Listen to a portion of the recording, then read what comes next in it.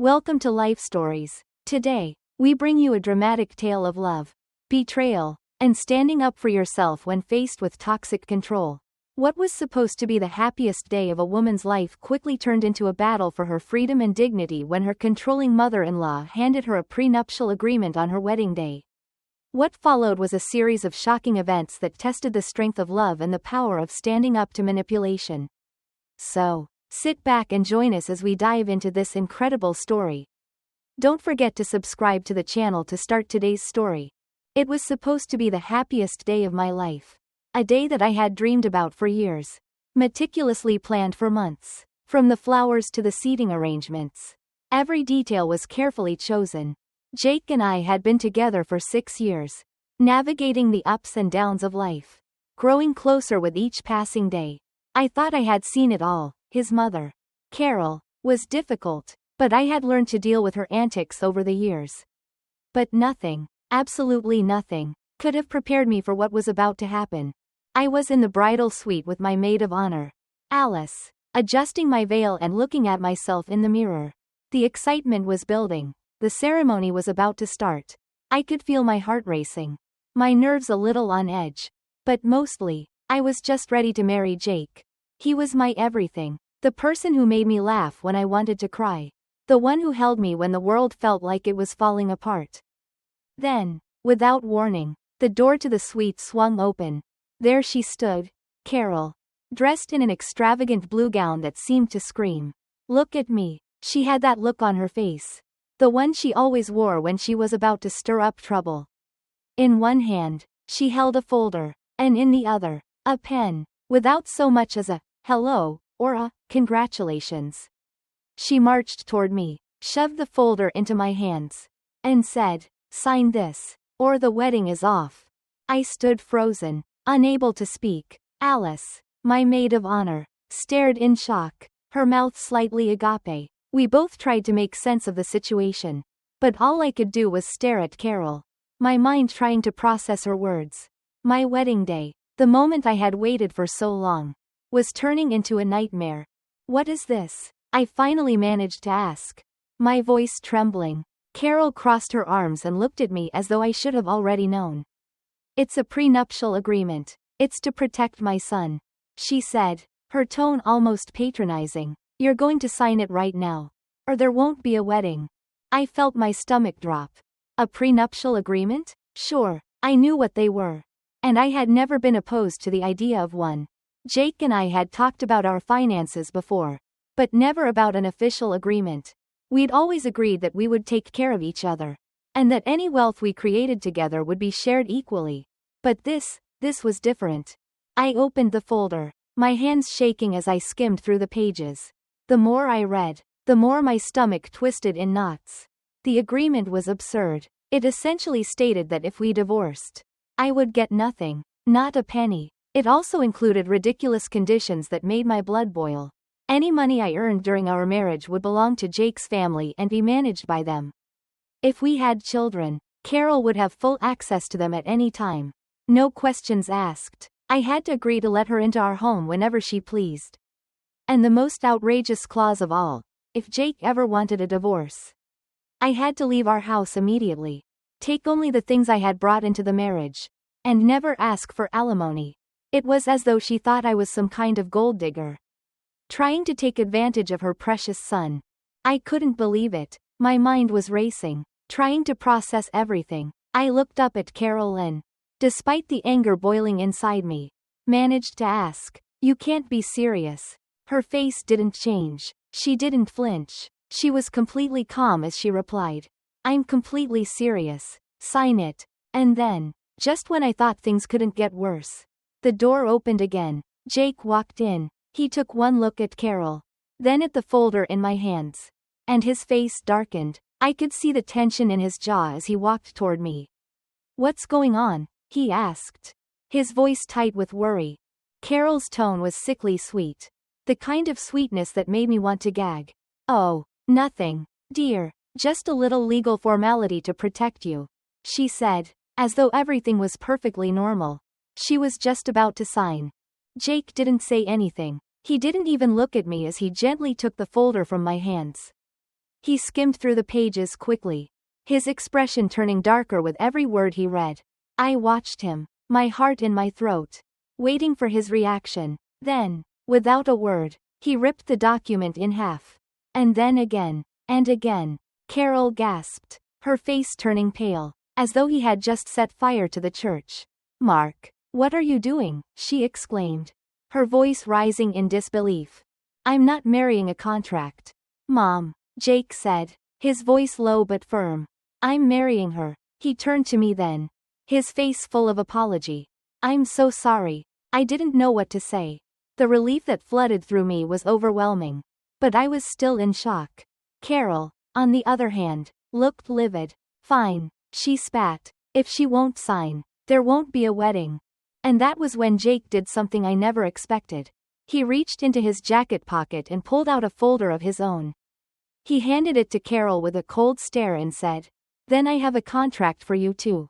Carol's face turned white as she hesitantly opened the folder. I watched her eyes dart over the pages, her lips parting in shock. Whatever was in that folder made her go silent. Her hands shook as she flipped through the pages. And then she looked up at Jake, her face contorted in a mix of anger and fear. "Where did you get this?" she whispered, her voice barely audible. Jake crossed his arms, looking more powerful than I had ever seen him before. "It doesn't matter. What matters is that if you don't walk out of this room right now and let us get married in peace, every single one of those documents will be made public." I had never seen Carol look so afraid before. She stared at Jake, searching for some sign that he was bluffing. But there was no bluff. She knew it. Without another word, she clutched the folder to her chest, turned on her heel, and stormed out of the room. I was still in shock. What had just happened? What was in that folder? And how had Jake known about it? But I wasn't ready to ask yet. Not on our wedding day. We were going to get married. And nothing was going to stop us. As I looked at Jake, I could see the weight of the world on his shoulders. He had just taken a huge step. He had stood up to his mother. And in that moment, I knew, without a doubt, that I was marrying the right man. The ceremony went on as planned. And for a brief moment, everything felt perfect. We exchanged our vows, shared our first kiss as husband and wife, and stood before our family and friends, basking in the love and joy of the moment. I thought that the hardest part was over. I had married the man of my dreams. And nothing could ruin the happiness we had worked so hard for. But I should have known better. Carol wasn't done yet. When we entered the reception hall, everything seemed normal at first. There was laughter, music, and the clinking of glasses. The decorations we had so carefully chosen looked beautiful, and the guests were enjoying themselves. But then, I saw her. Carol was sitting at the front table, as though she had every right to be there. She had a glass of champagne in her hand, and her eyes locked on Jake and me as soon as we walked in. I could feel her gaze burning through me. "Why is she still here?" I whispered to Jake, my stomach sinking. She wasn't invited to the reception. Yet there she was, acting as if it was her party. Jake exhaled sharply, a deep frown on his face. "She wasn't supposed to be here," he muttered. I could tell that the tension between them was still thick. And even though he had stood up to her earlier, Carol's presence was like a shadow hanging over our day. But I didn't want to let her ruin it. We had made it through the worst. Or so I thought. I squeezed Jake's hand, trying to focus on the celebration. I greeted our guests, smiled for the photos, and tried to block out the uneasy feeling creeping up inside me. But something told me Carol wasn't done. She wouldn't just sit quietly, waiting for the night to end. And I was right. The first blow came during dinner. The servers brought out the plates of food, and Jake and I exchanged a confused glance.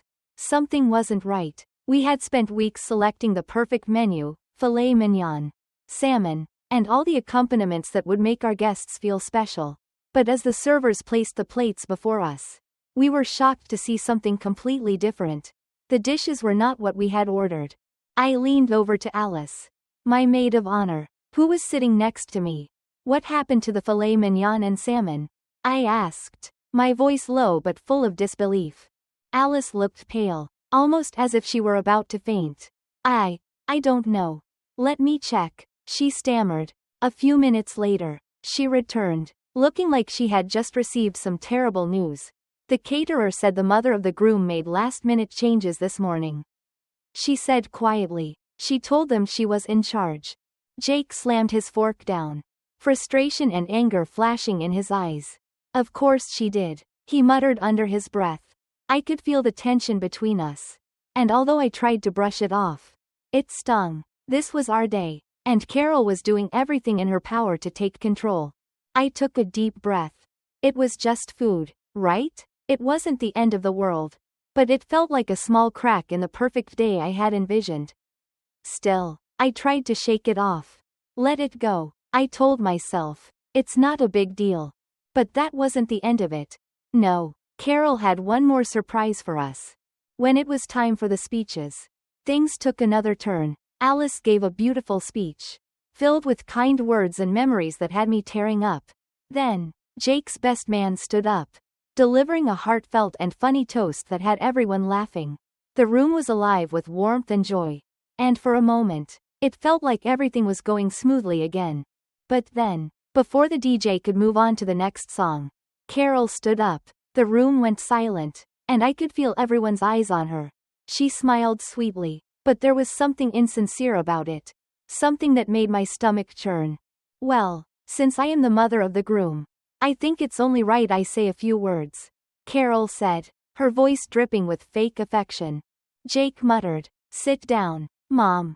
But she ignored him, and with a smooth motion, she grabbed the microphone. I knew this was going to be bad. She spent the first few minutes of her speech talking about how she never thought Jake would settle down. How he was so successful and had so many options.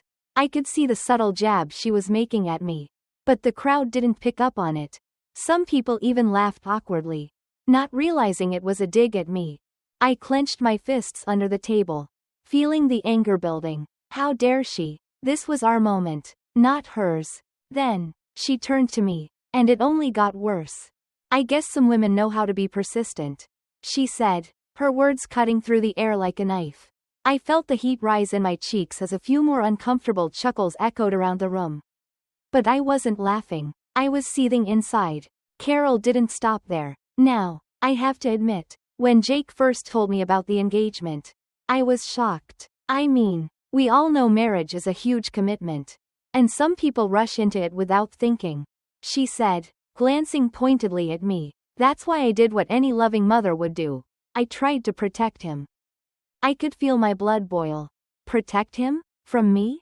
Carol turned to look directly at me, her eyes narrowing. But he made his choice. So all I can do now is pray it was the right one. The room went deathly silent. It was the kind of silence that made my skin crawl. I couldn't believe what I was hearing. Jake stood up suddenly, his chair scraping against the floor as he pushed it away. That's enough, he said, his voice low and firm. Carol looked at him with wide, innocent eyes. Oh, honey, I was just joking. But Jake wasn't having it. We talked about this. You weren't even supposed to be here, he said, his tone icy. Carol pressed a hand to her chest, feigning shock. Are you saying I'm not welcome at my own son's wedding? Jake's response was quick and unwavering. That's exactly what I'm saying. The look on Carol's face was one I would never forget. It was the look of someone who had been used to having control over everything, only to realize that control had slipped away from her. Without another word, she stormed out, her heels clicking against the floor as she made her exit. I turned to Jake, still in shock, but somehow, I felt a sense of relief. He had stood up to her. He had defended us. In that moment, I knew that we could face whatever came next. The rest of the evening passed in a strange haze. On one hand, I felt a wave of relief knowing that Jake had finally stood up to his mother. But on the other hand, a part of me couldn't shake the feeling that this wasn't the end. Carol had always been a force to be reckoned with, and I wasn't naive enough to believe she would quietly walk away. Licking her wounds, we managed to finish the reception without any more disruptions. Though every time I looked up, I could feel Carol's icy gaze burning into us. She had left, but the damage had been done. Even though we were surrounded by loved ones, I couldn't ignore the gnawing discomfort in my gut. I kept wondering, what would she do next? How far would she go to assert her control over Jake and our lives? The honeymoon was a much-needed escape. For 10 glorious days, Jake and I completely blocked out everything else and focused solely on each other. We laughed, we explored new places, and we made memories that would last a lifetime.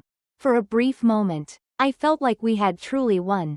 We had weathered the storm, and I convinced myself that Carol's manipulations had no place in our future. But as soon as we returned home, I realized that the storm wasn't over. It had only just begun. The moment we stepped through the door of our apartment, something felt off. The air was still, and there was a strange, almost oppressive silence that made my skin crawl. We dropped our bags, expecting to settle back into the normal rhythm of life. But then we saw it. Half of our belongings, furniture, electronics, personal items, were gone. At first, I thought we'd been robbed. But then I saw the note on the kitchen counter. Since you refuse to sign a fair contract, I am simply ensuring my son is protected. He will thank me later. Carol. The blood drained from my face. My heart started pounding in my chest. I looked at Jake, who was standing just behind me. His expression unreadable, but I could see the fury in his eyes. The way his fists clenched at his sides. This wasn't just petty revenge. Carol had crossed a line. And I knew it would only escalate from here. Call the police, I whispered, my voice shaking. Jake grabbed his phone without a word, his eyes burning with anger.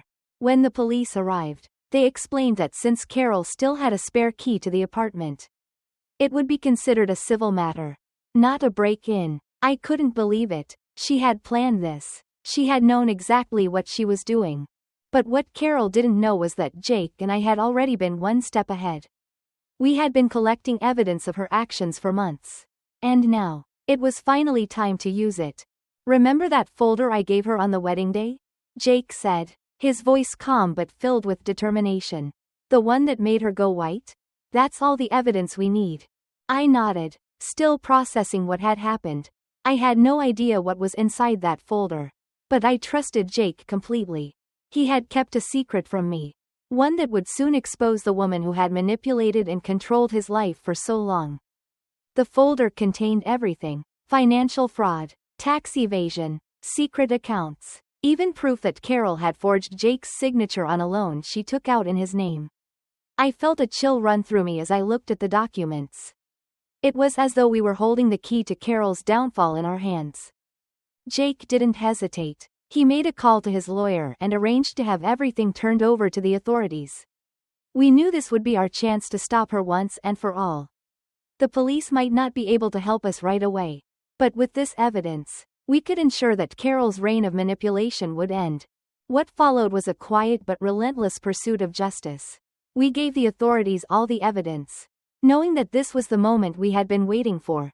And as the days passed, I couldn't help but feel a sense of empowerment. Carol had thought she could control Jake, and by extension, me, but she had underestimated us.